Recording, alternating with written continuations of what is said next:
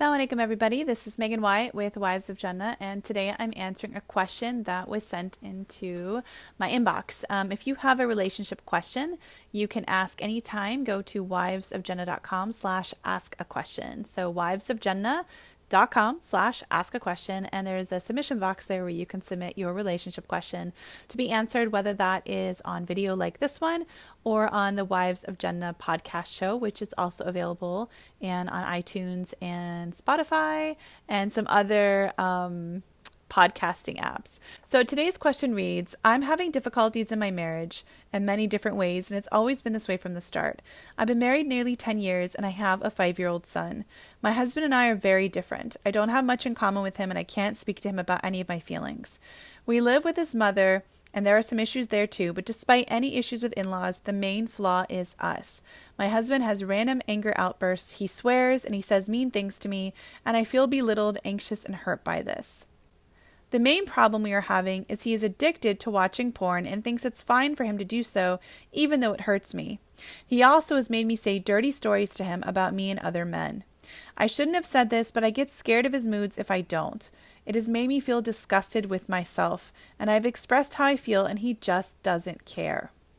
He twisted words and makes me look bad in front of his family. I'm struggling so much, and I don't know what I should do. I have too many problems on my side of the family, and my marriage, and my health. I need help as I feel sad and lonely. I put on a fake smile and get on with my day, but the man who I cook for and clean for and look after our child disrespects me so much.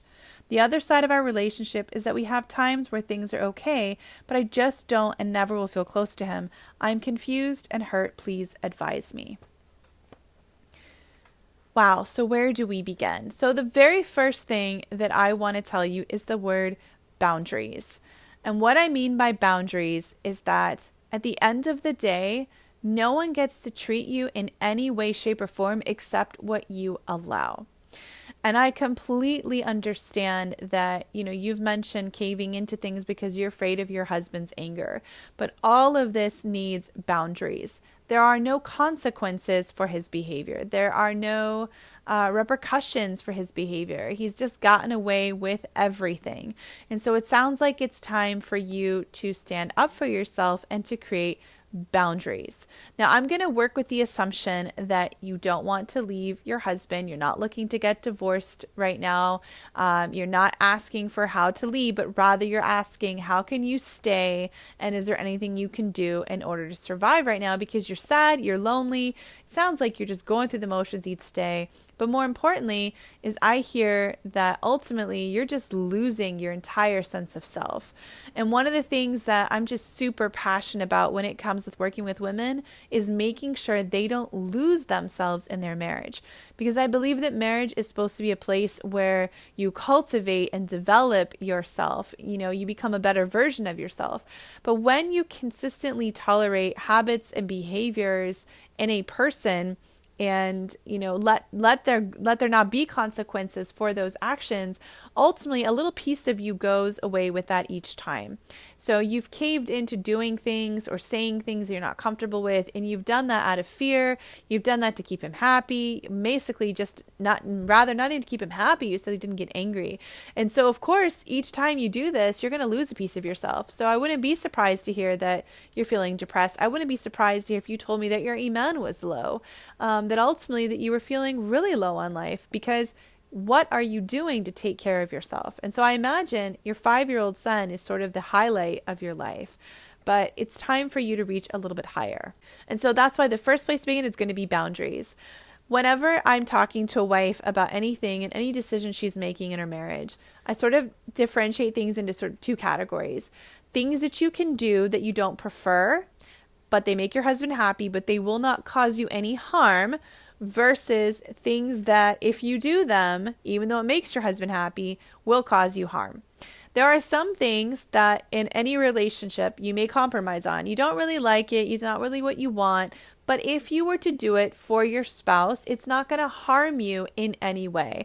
No psychological harm, no emotional harm, no physical harm, no spiritual harm, right? So there are things that, and so what's an example of that? Sometimes that has to do with intimacy, where a wife's like, I'm really not in the mood, I'm really tired, but my husband really wants to be, intimate with me at this time.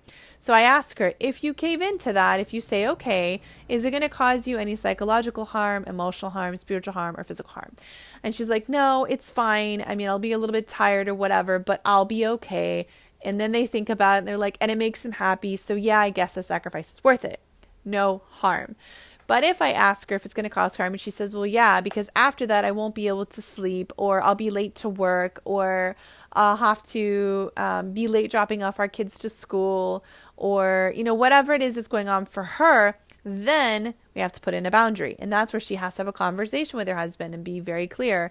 You ask me to do this right now means I'm going to be late to work, or our kid's going to be late to school, or I'm not going to be able to sleep tonight, or, I'm not feeling well right now. It's going to make something worse. And she needs to stand up for herself, because within Islam, the goal of marriage is mercy and love and tranquility. That is the overarching goal that the Quran has stated. And so a husband and a wife have to work together to consistently create an environment where both people feel loved and experience mercy, and thereby have tranquility as the overall feeling in the marriage. So what that means then is, if you're not comfortable speaking to him and telling him stories about fantasies that he has and things of that nature, then you don't do it. Right? If you're not comfortable, for example, with a certain position or something he wants you to do, or speaking in a certain way, or dressing in a certain manner, if that's not something you're comfortable with, and it will cause you some kind of harm, whether that's emotional, psychological, physical, or spiritual, then that's where you need to put a boundary and say, hey, listen, I care about you, but this is not okay for me. This crosses one of my boundaries. This crosses, goes against one of my values. This I find emotionally harmful for me. I find this, whether it's offensive or degrading or upsetting or whatever it is, you have every right to create a boundary for your well-being. And a loving, respectful, God-fearing man should listen to his wife's request for her boundaries. So now what do you do when he doesn't respect that? Well, clearly he needs some professional support. If he's having angry outbursts, if he's belittling you, if he's talking negatively to you, there's a couple of things. Now, I really wish that I could work with you so I could learn a little bit more about the situation. But my best advice is, again, placing a boundary. Is that when he gets upset, you simply say, I cannot speak with you when you talk to me in this way, so I'm going to leave the conversation until you can speak to me calmly. Now, I say that with one reminder. If it's just a person who gets emotionally upset, then they're not going to like that, especially in the first few months. He's probably going to get more upset, like, oh, who do you think you are? Do you think you're better than me?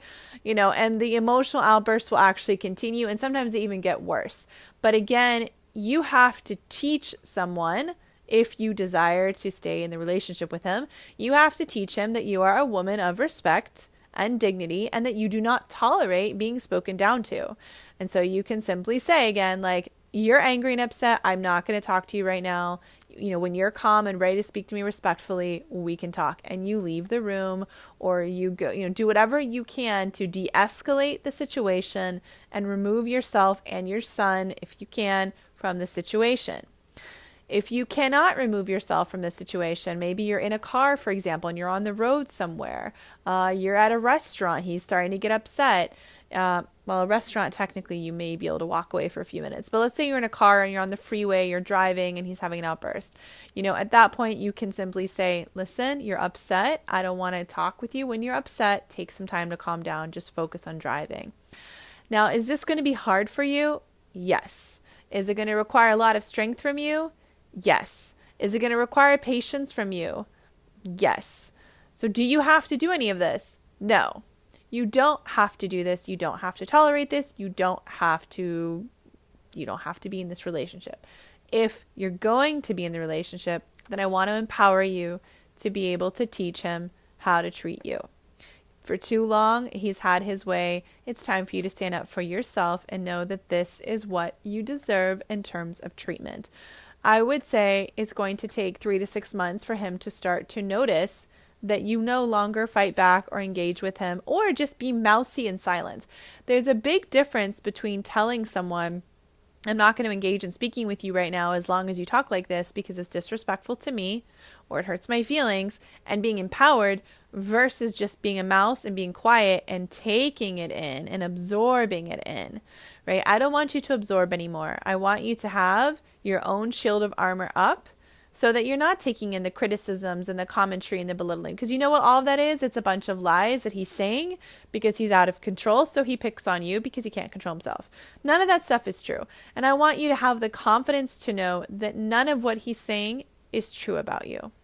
Now, the reason that I was saying that it's important to measure that a person's only emotional is because people that are emotionally volatile or emotionally abusive can run the risk then of getting into the physical realm. So you didn't mention any physical violence. And so when a woman does stand up for herself and says things like that, and I say sometimes they get more out of control, I want to make sure you're not in a place where, you could be physically harmed, that you could get physically hurt. When you stand up for yourself, you're really challenging, your husband's ego. He's not going to like that. He's not going to like the fact that you believe that you deserve to be treated with respect or kindness. Because when he's in that episode and he's angry and he's out of control, he is all ego. And so how dare you show up and act like someone, who's better than him? So that's why I said it can become more emotionally volatile initially, but you can stick with the boundary teaching as long as you don't fear there's any physical harm that could come your way. If you do, then that changes the conversation a lot. And I would rather talk to you more and get details about that in person. I want to make sure that you are physically safe, that your son is physically safe. You live with your in-laws, so at least I know there are other people around. I don't know what his mom does when this happens. It sounds like she didn't know how to parent him correctly, so he never got the discipline he needed, so that he would get away with this behavior. But it's time for it to stop. And so for the sake of your well-being and then also for your son, your husband needs to know that there are boundaries and things he cannot, he can't do, things he cannot cross. And then you need to ask yourself, what is your ultimate ultimatum?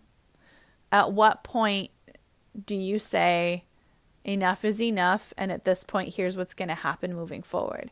Is it that you get an intervention? Is it that you require him to go to therapy? Is it that you say, I need to move out for the next 6 months? You need to go get help.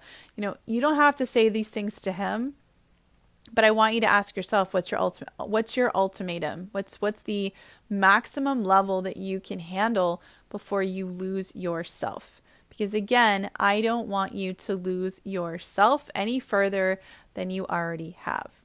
So you can let him know that, I appreciate that you do this and thank you for doing this. And, whatever positives you can express to him, do it. Show gratitude for whatever, good things he does. But when it comes to requests that are hurtful or harmful for you in any way, you need to start telling him, hey, listen, I'm going to start doing things a little bit differently. I haven't been taking care of myself, and it's had a major impact on my emotional well-being and my spiritual well-being, my physical well-being, my psychological well-being. So this year I'm going to take care of myself, and I want you to know things are going to be different. There's a few things that I can't do anymore, and I want you to know that I care about you, but I can no longer do these things. And this is how you're going to be able to see what kind of a person he wants to become with you. Is he willing to let go of certain things? Say, I get it, I'm so sorry. Is he willing to talk to someone about the struggles you guys have had? Is he willing to support you both in getting counseling if that's what you ask for? Is he willing to support you in getting counseling? Because by the way, I always tell women, if you can't get in together as a couple, go get help yourself. So again, just to conclude, boundaries. It's time for you to create boundaries for yourself and to stand up for yourself and to create an environment where you will be treated with the respect and kindness that you deserve, and start involving, some kind of intervention to get help for you guys so that, you're not suffering any further. So may Allah subhanahu wa ta'ala assist you and aid you and guide you to the best resources to take care of yourself and your son and inshallah your marriage. Assalamu alaikum.